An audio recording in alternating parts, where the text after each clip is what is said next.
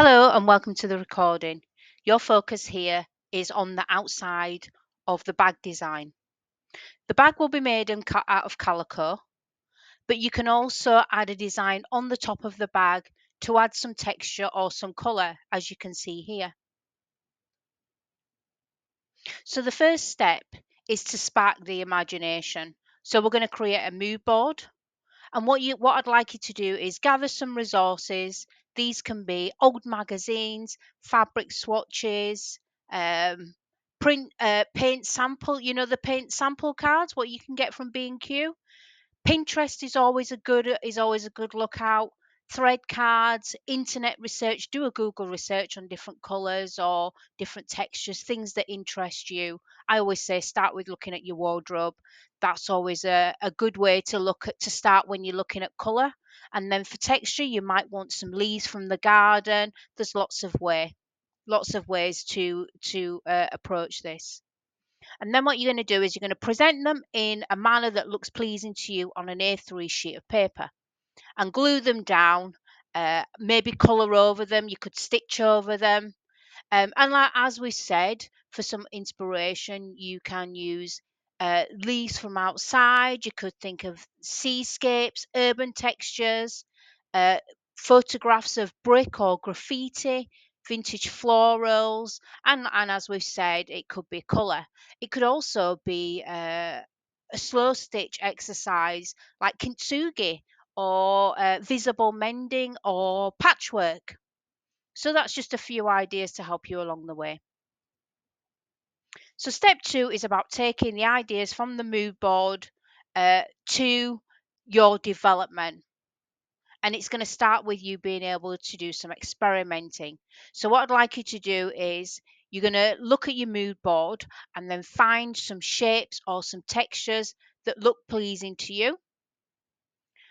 And you're gonna start experimenting with some small squares of fabric. So it could be that if you decide you might want to do some fabric decoration. So fabric decoration is where you might want to do some applique with a zigzag stitch. So you get a small piece of fabric and you will practice that zigzag stitch.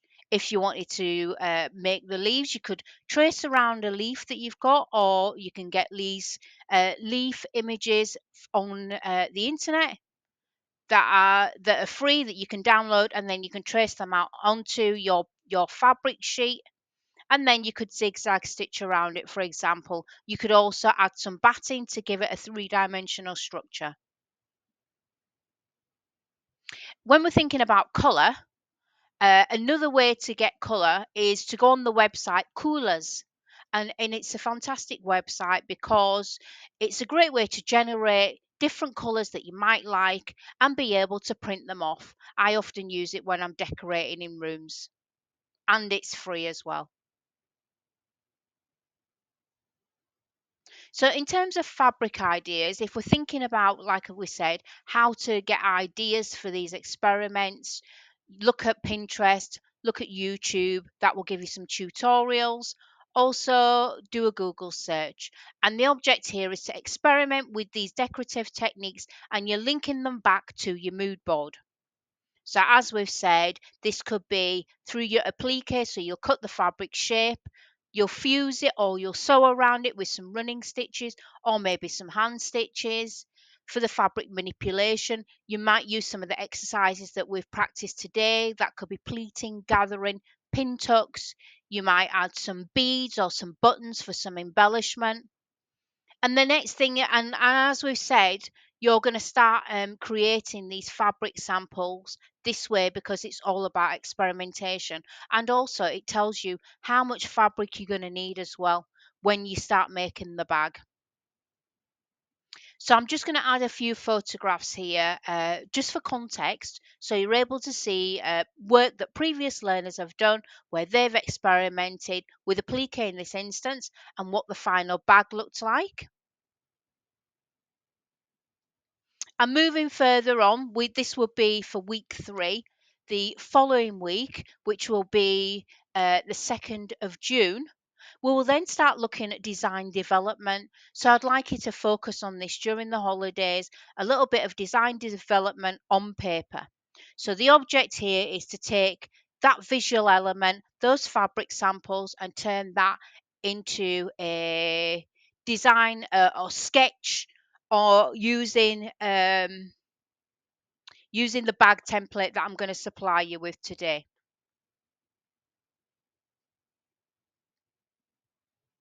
So to do this, you might decide that you might be able to draw, so you might want to sketch it out and draw it. But if you don't, other ways that you could do this, you could trace round your initial shapes and draw them onto the bag template.